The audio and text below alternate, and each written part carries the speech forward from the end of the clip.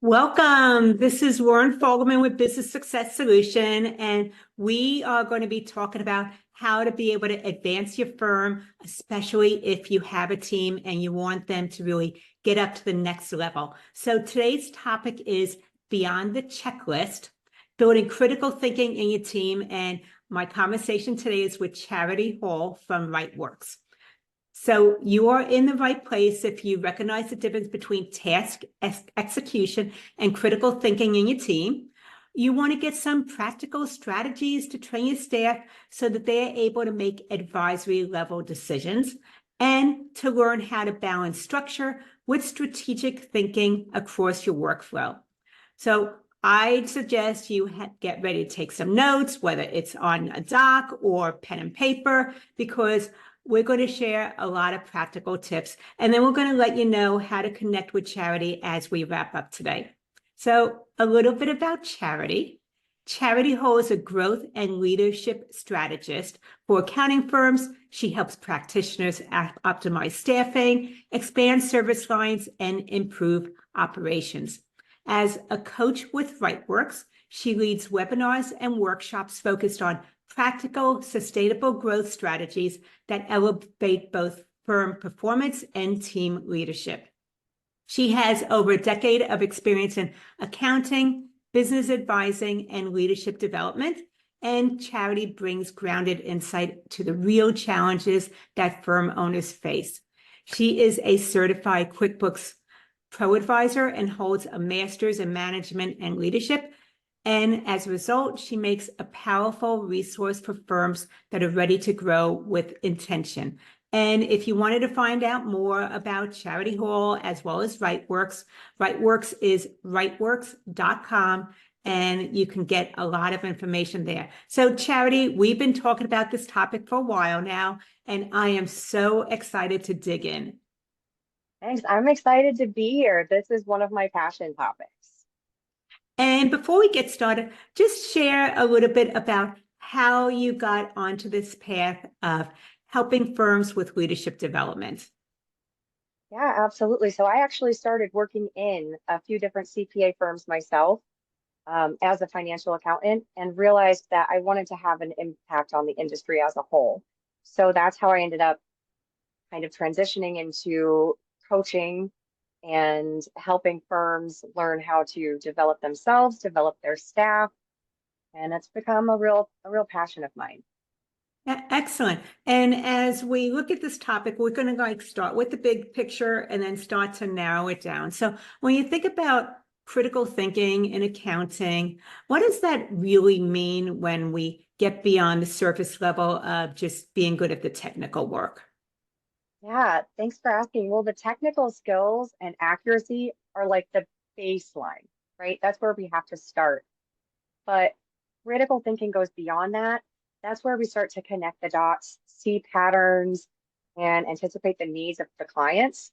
So it takes us from task doer into becoming a trusted advisor. And that is a development path that many staff need to be on that kind of a journey. Okay, so one of the things that I'm hearing is that with the tasks, it's more doing after the fact accounting or bookkeeping, and it's maybe the compliance side of things. But as you're moving this direction, the critical thinking is really more future focused of how do you maybe take those insights of what you did for their financials and apply it to really help them move their business forward and use the numbers. Is that correct? Yeah, absolutely. Absolutely. It's moving beyond just a list where you're checking boxes into Mhm. being able to actually think about what you're doing and why it matters and how things connect to each other.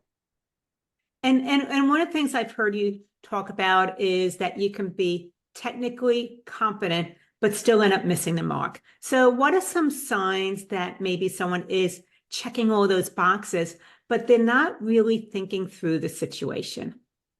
That's a great question. So when somebody is just going through checking boxes, they often may not be able to explain why something matters, why it's important. They might miss changes in client context. oftentimes they'll also be deferring all of their decisions to somebody else. So as a reviewer or a manager, you may find your staff, if your staff are saying, wasn't sure, I didn't feel comfortable making this decision, so I waited to ask you, I wanted to get your input, I wanted your review. Those are all signs that somebody is doing that very linear, just checking a box, thinking. Um, and they often see that checking the box and that completing of the task as the finish line. So they see that once that box is checked, there's no more thinking involved. Now they feel like the job is done, yay, but they don't take it one step further, which is actually into that critical thinking area. hmm And as you're talking about it, what's coming up for me is that we all have different strengths that we bring to the work that we do. And is it possible that some people are really more aligned with being that doer and the technical side of things, and the critical thinking isn't something that they are that is weaker, or is that something that could be strengthened in almost anybody? I see it as something that could be strengthened in almost anybody. A lot of times when I talk about critical thinking, I like to think of it like a muscle, right? hmm And just like people who use muscles in life, you have some who are naturally gifted, right? Naturally gifted athletes, naturally talented. Some people are naturally talented critical thinkers, and it comes very easy to them. But then there are people who can be an athlete, but they have to work really hard, maybe hmm like 3 times harder than someone that it's just a natural gift to. But they can still get there if they try and they work at it and they practice. And that's the same with critical thinking. If you try and you work at it and you practice, you can develop that in almost anybody. Okay, Charity, I was at 40, I became a competitive rower, and I'm not Love a it. naturally gifted, talented athlete. So I know exactly what you're talking about. And you're right. If you put your mind to something, then it's something that can be strengthened, and you just find your way of doing it. So I really appreciate you using that analogy. Okay, so what I also hear then is the structure accuracy is so important when it comes to the numbers in somebody's business.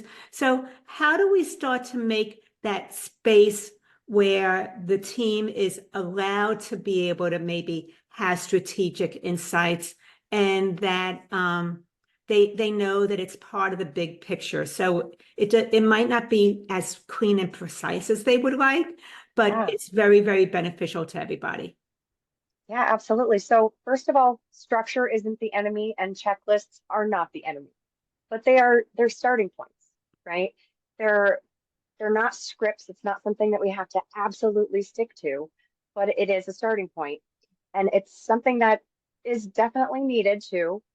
Um, but it's that incorporating space for thinking, like you said, Lauren, in that, checklist or even a self-review checklist, having open-ended questions at the end, like what changed from last year, right? If you're doing a tax return, or even if you're doing accounting, what changed from last month? How does this impact the tax return? How does this impact the financials? What is one thing the client could have done to decrease the amount of taxes that they owe or increase their return amount, right? And having those open-ended questions that staff then need to answer as part of that review process gives them space to think and to reflect on the work that they've just done. So it helps them connect some of those dots and some of those pieces and start to grow that critical thinking muscle. What you're saying is really interesting, and I want to bring it up to the surface because there was some nuggets really hidden in there. Is that if there's someone who loves checklists, you can actually build these questions into the checklist at the end of their workflow, so they start to get used to thinking about that and having that as part of their process, and that's a way to be able to help them develop that skill set. Is that part of what you're suggesting also? Yeah, absolutely. I mean, I love checklists, but yeah, having those spaces at the end where you're asking those questions as part of their routine, it'll then become part of their routine to think as well, right? They can't check that box that it's all done until they've answered those questions. Mhm. And the other part of it is that you can't expect them to start thinking it's a new activity that they've never done before. So they might forget doing it, and they might just do it for a while and then stop doing it because it's not something that's integrated into how they've been working this whole time. Exactly. So I think that creating a system where they are naturally going through these questions is going to be a win-win for everybody. And as a result of that, you're going to have team members eventually that stop coming to you for everything. And they start maybe and if they do come to you, they come to you and they can tell you, oh, I've tried this and I thought about this, but I'm still stuck. Exactly. And that's the goal, right? We want team members who can think for themselves and who are confident in their thinking so that they are empowered to make decisions, and it doesn't all have to filter through one person, two people, anything like that. It kind of removes that bottleneck and empowers the staff to be able to step into more advisory roles themselves. Okay, so any firm owner that is listening right now, you realize that you are the bottleneck because everybody comes to you for decisions and you don't know how to be able to train them to start thinking for themselves more because they might not have the confidence. We're telling you exactly what to do. So listen to what Charity's saying, go back, take some notes again, but we're giving you the exact steps to start to train your team so that when they come to you, they've already thought about angles. They're not coming to you for the angles of what to do first. So, okay, I know I probably jumped the gun because I got really excited about all this. Anything else that would help team members grow those judgment skills? Yeah. We talked a little bit here about incorporating questions into review lists and checklists, but just in general, asking questions, right? Staff very regularly will go to leaders and say, what do I do here? What do I need to do? Like, just looking for that answers to be hand given to them, right? But the goal is to, as a leader, begin to play a little bit of ping pong with the questions, play some question ping pong. So they have served you a question and you're going to pivot back with another question. So you could ask them, what do you recommend? Or what would you do if I weren't here? And even, after they've made a decision, what worked, what didn't, what would you change? And,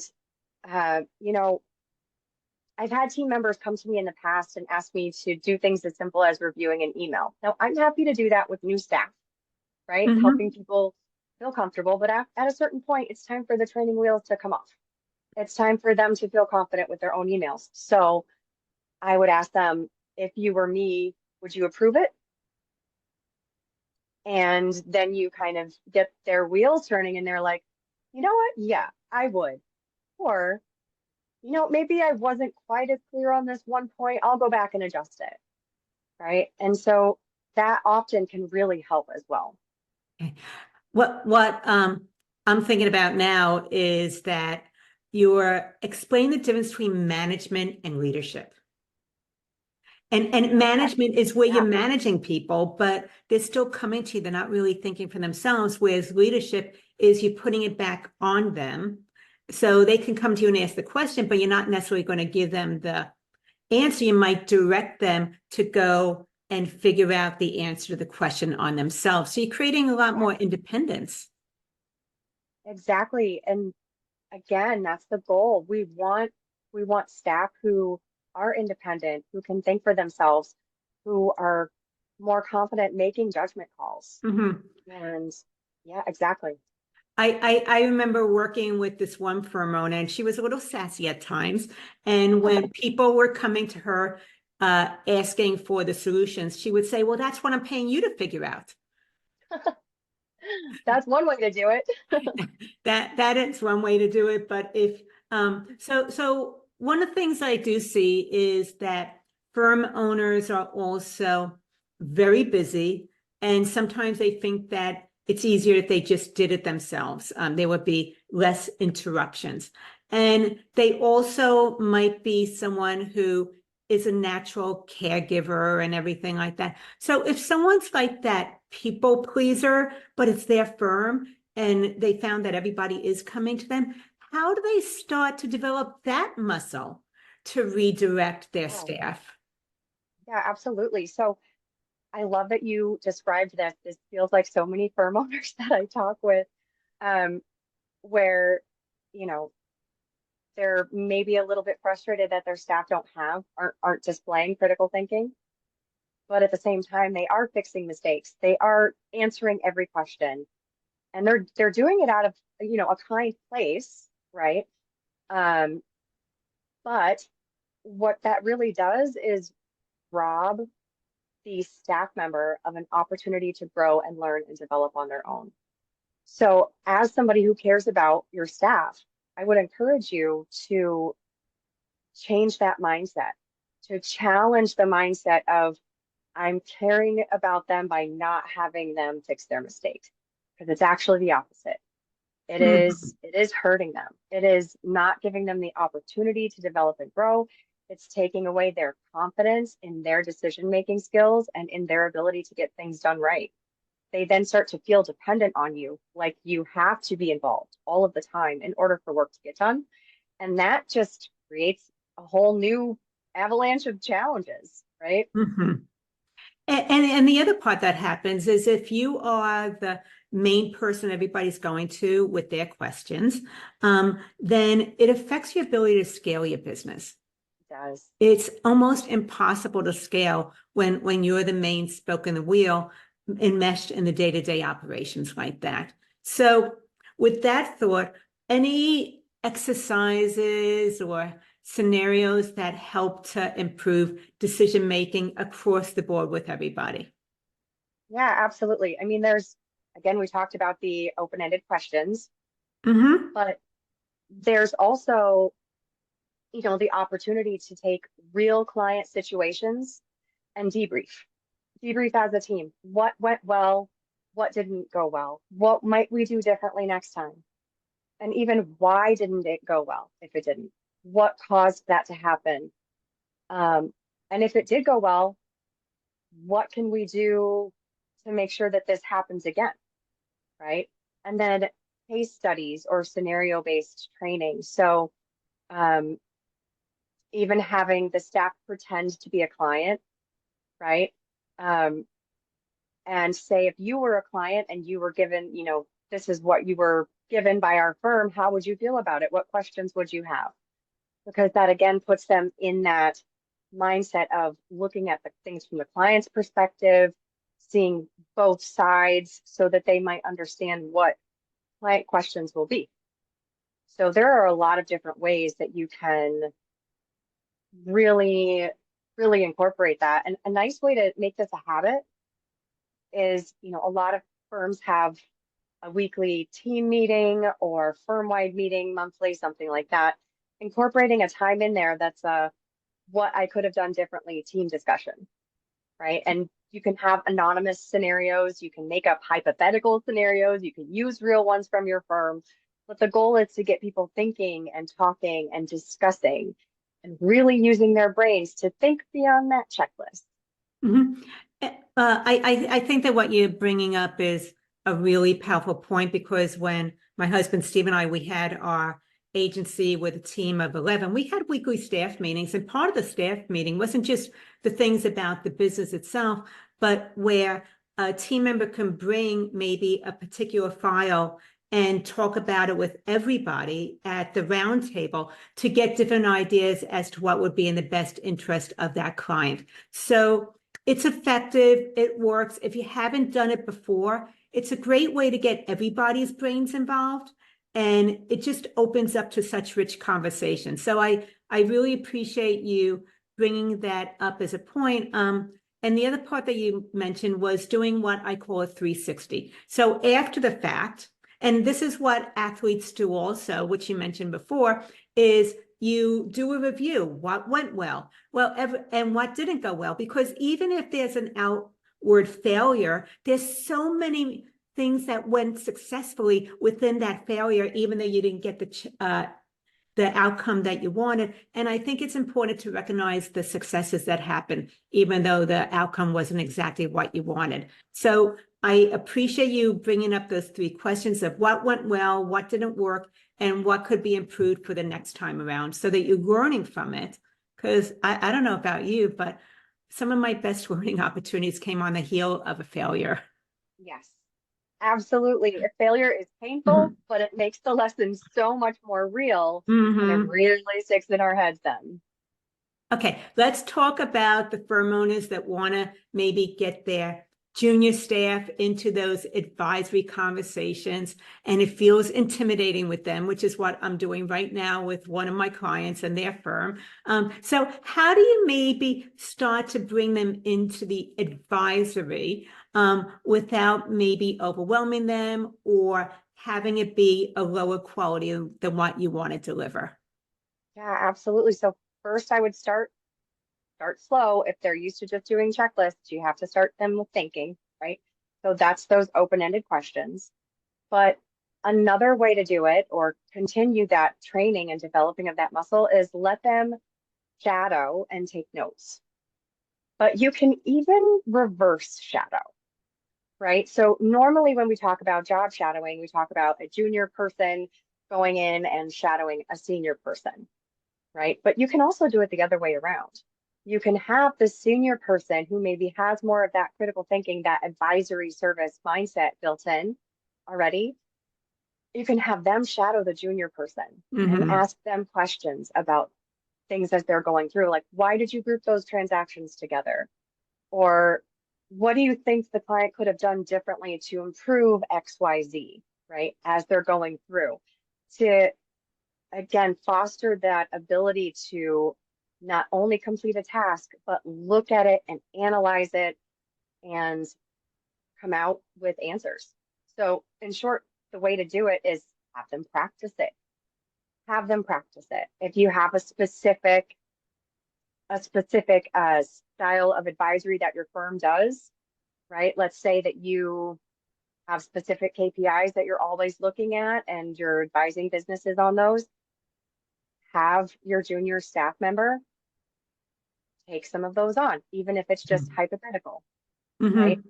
Have them take some of those on, have them practice it. Have them practice giving that advisory consultation, and you can pretend as the firm owner or as the senior to be the client, right? That way they get some of that actionable experience with the low pressure situation, and you can give them feedback right there. Mm-hmm. Uh, and one of the things that I'm hearing as well is that you're now developing your staff. And there is research out there that shows staff actually want to have professional development. And the more that you're investing in helping them grow professionally, the more loyal they are. So think about the staffing problems out there. This is going to keep someone with you longer because you're investing with them, and you're gonna end up having a more loyal team as well. So is that one of the byproducts that you see that comes out of training your staff in this direction to be critical thinkers as well?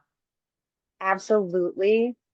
When staff feel, like you said, when staff feel like you're investing in them, they invest back in you because they Mm-hmm. want to work someplace where they feel seen, where they feel appreciated, and where they can grow and shine, right? So helping them develop critical thinking does all of that, and it helps move them forward in their careers as well. So they end up, yes, having significantly more loyalty to the firms who are Mm-hmm. helping achieve those goals. And the other part is that you're now creating a system, and I believe that systems give you freedom. So even advisory services can be systematized to a degree so that it's a similar experience no matter who's stepping into that role. And it gets you out of being the only one that can offer that. Okay, Absolutely. AI, definitely a trending topic. It is changing the way that firms are doing business. And there's so many people that see a week coming happening, but some see it as a threat and others see it as an enhancement. So AI, at least at this point, is at the thinking, even though it looks like it can. So how can it be something that maybe supports moving this direction as opposed to replacing staff? Yeah, I love that. So I like to think of AI kind of like power steering, right, with a car. It makes steering it a little bit easier. It helps with supporting completing the repetitive tasks, but it doesn't replace thinking. So if AI is the power steering, you still need humans to drive it. You still need humans to drive the car. You need humans to read the signs and make the turns and see where we're going and be able to make those, forward thinking advisements for Mm-hmm. clients. And that's something that AI can do little things, but it can't do the whole thing. That's why you need humans still. Absolutely. And I think that that's something that we've all seen is AI is only as good as the prompts that you give it. Yes. So if you're Yeah. giving it really poor prompts, it's going to give very low level responses. But if you give better prompts, you get something that's more unique to the situation. And I'm bringing it up because I think similar to AI and the level of the prompts applies to how you develop your team as well. Maybe you just need to give your team better prompts that are more specific, and Yes. then it'll help them to develop. Yeah, absolutely. So firm and workflow, they're all about the workflow. And is it that you want the team to maybe slow down and analyze things more deeply, as opposed to what they've been doing, which is kind of like running on autopilot? So I think that there are spaces within the workflow where they can slow down. There are places where they probably shouldn't. Um, there are some things that are so basic that they can be automated even with AI, right? But then there are things where looking at like a client's goals, looking at the context, looking at, changes that a client has experienced. Have they hired somebody new? Are there new service lines, new rental properties? Those are areas that should make a staff member stop and pause and think and say, what needs to happen? Are we missing something? What else might be true here? Not just, is it all technically correct? So when client data feels off, even if the numbers add up, if something looks odd, maybe they've given you a statement that you hadn't seen before, and it might have like mortgage, principal, and interest on there, and you're like, hey, hold on a second, this wasn't here before. So what has changed? Use those as gut check moments because it may look right, but does it make sense? And do you have everything that you need to put the full picture together, right? What's the story behind the numbers? I love the story behind the numbers. One of the things that, as they're doing this and starting to analyze and ask more questions, is it could lead to scope creep, where they're now doing more work, but they're not getting compensated for it. So how do we maybe help them to have more of this critical thinking, but also make sure that we're getting compensated for the additional things that we're doing for our clients? Oh, that's great. Um, I I know would I'm putting say you on the that, spot with no, that, Charity, but no, it's a that's good. reality, It's right? good. It is a reality.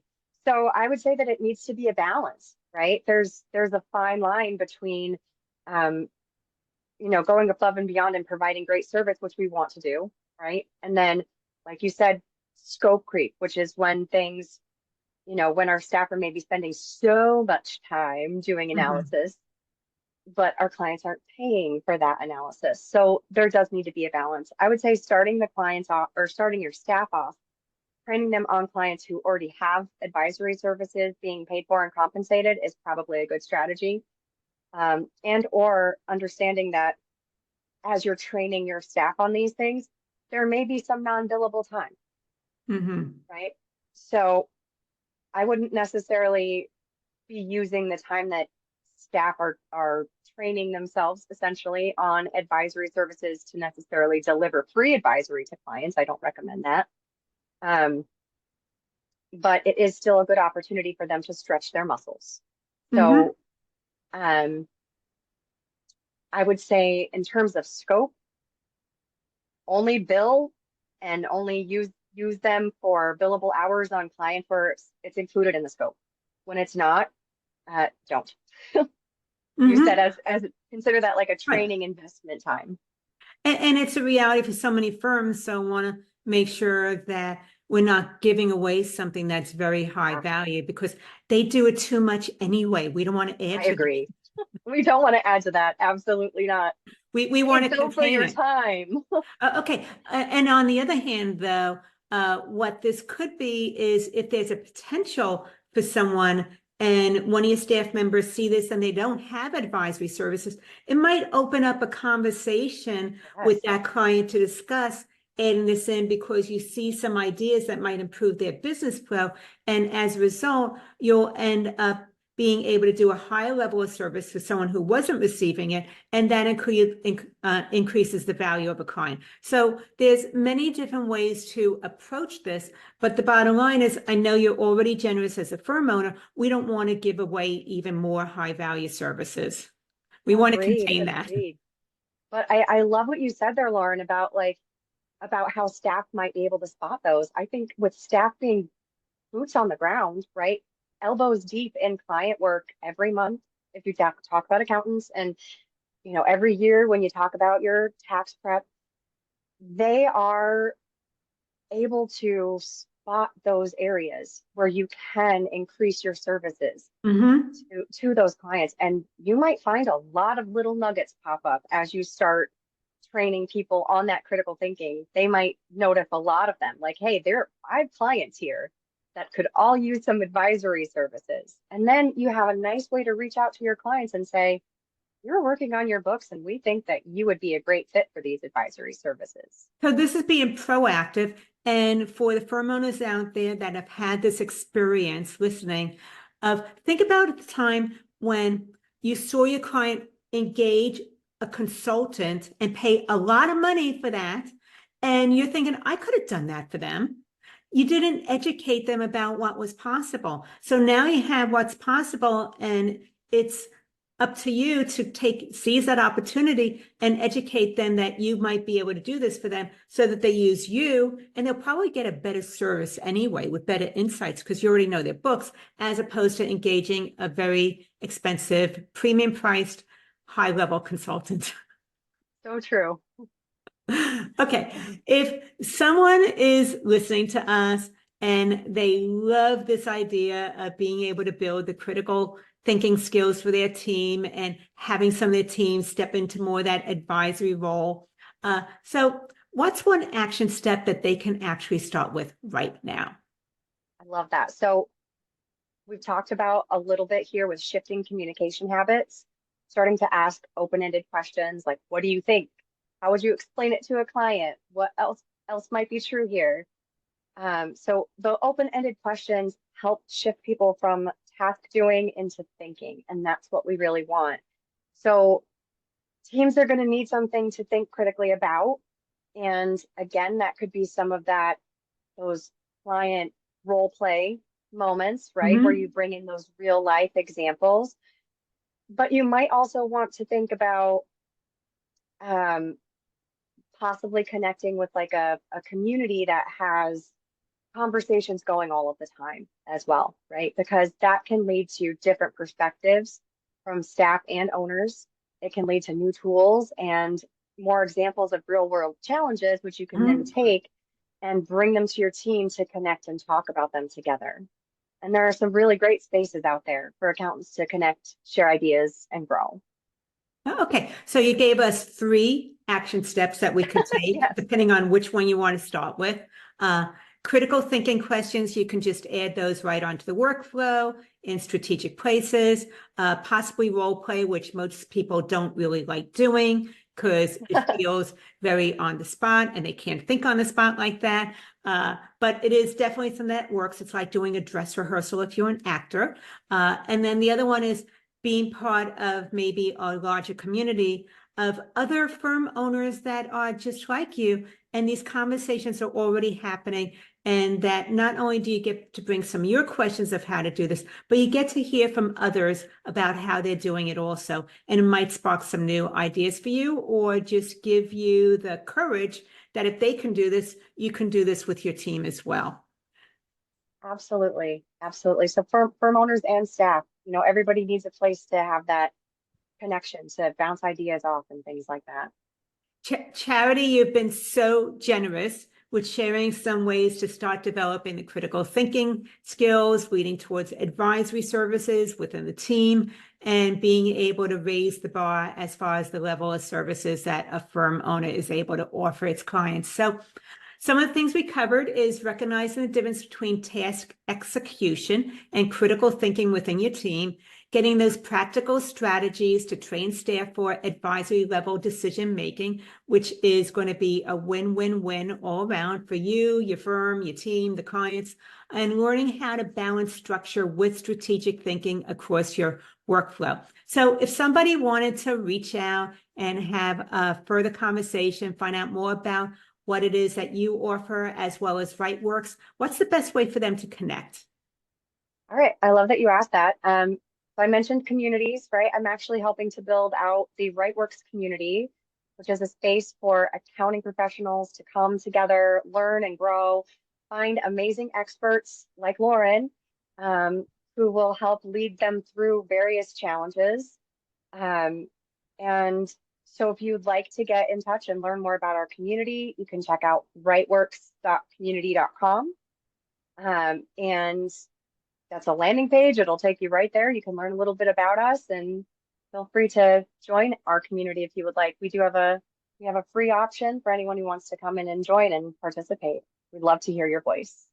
Excellent. So it's rightworks.community.com. If you Yep. want to try it out, there is a free option to get engaged right away with the community. And Charity, if somebody wanted to find out about how you're working with Rightworks and the coaching that you're doing, the leadership development, is there a way for them to best connect with you too? Yep. You can right in there in the Rightworks community, there's Mhm. actually a little option to message somebody. So you can message me right through the community. I will be happy to talk to you. I would love to give you more information. Again, this is a passion of mine, so I love helping folks work on developing their staff development programs, and business strategy. So yeah, absolutely. Your passion shows up very loud and clear. Thank you. Absolutely. Anyway, thank you for the engaging conversation. And for everybody that joined us today, this is Loren Fogelman with Business Success Solutions, showing accounting firm owners how to be able to double their income working half the time.